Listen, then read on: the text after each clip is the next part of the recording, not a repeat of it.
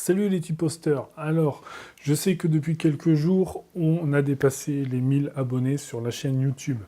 C'est juste énorme pour moi et je comprends pas pourquoi on en arrive à autant d'abonnés. Pendant ce temps-là, le concours des 500 abonnés n'était pas encore fini. Il s'est terminé donc samedi à 18 h. Et c'est maintenant le moment de vous donner le nom du gagnant. Donc je vais vous présenter un petit peu tout ça sur le PC. Ce sera une vidéo différente des autres puisqu'elle va se passer principalement en webcam sur l'ordinateur.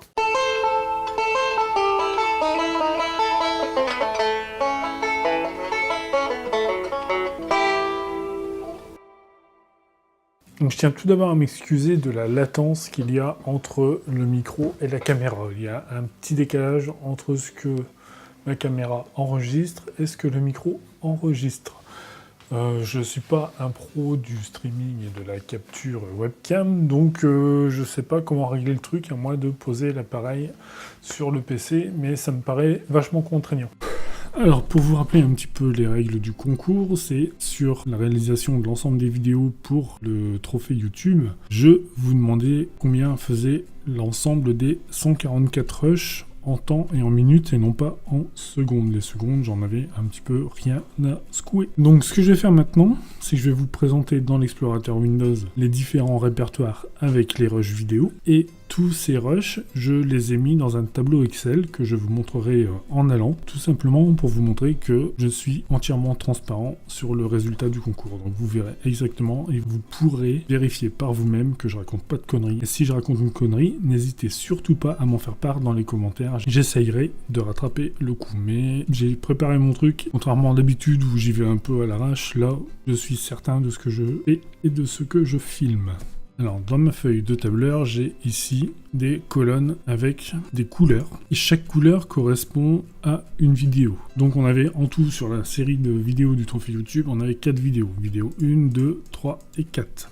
Donc, pour vérifier tout ça, la première vidéo, 22 séquences. Si je vous montre un peu mon fichier, mon dossier, pardon. Donc, j'ai 22 fichiers MTS. Les fichiers MTS, c'est les fichiers natifs de ma caméra. Et les fichiers MP4 et les fichiers WAV, c'est des fichiers que moi j'ai retravaillés derrière avec mon logiciel de vidéo. Donc qui n'ont rien à faire avec les rushs vidéo normalement. Donc pour comparer, le premier 0085.mts fait 1 minute 38, ce qu'on retrouve ici dans le tableur Excel. Tout a été converti en secondes pour être après rebasculé en minutes et en heures. C'était plus simple comme ça, et puis ça a bien marché comme ça. La première vidéo, donc 22 rushs, qui me donne en tout 3249 secondes, arrondi à 54,2 minutes, normalement ça fait 54,15, qui me fait 0,9 heures pour cette première vidéo. Et là vous me dites aïe aïe aïe aïe aïe, on est mal barré, nous on a donné des temps vraiment exorbitants. On va voir, on va aller en allant. Donc ensuite on a la seconde vidéo,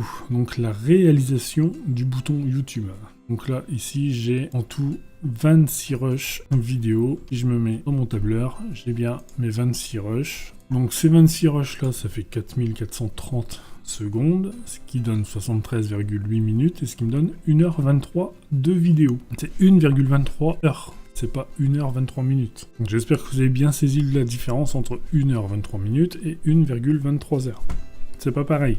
Donc ensuite, pour la plus grosse vidéo, donc la finition du cadre et tout ce qui va bien sur le trophée YouTube, j'ai 71 rushs. Il y a une petite subtilité dans cette partie-là. En fait, vous verrez que dans mon tableau, j'ai 73 rushs, tout simplement parce qu'il y a 2 captures d'écran que j'ai faites avec un logiciel de capture, en fait, pour mon PC quand je commençais à tracer les masques pour la mise en peinture du bouton du logo YouTube. Donc ces 2 rushs capture écran, ils sont ici. Je vous les montre. C'est une partie que vous avez certainement dû voir rapidement sur la vidéo finale. On est ok là-dessus sur les 73 rushs. Donc 73 rushs en tout, ce qui me donne 16 403 secondes et ce qui me donne en heure 4,56 heures. Et je vois que certains d'entre vous ont déjà des gouttes de sueur qui tombent du front en se disant merde, j'ai surestimé ce qu'il avait fait. Et c'est pas faux, complètement pas faux.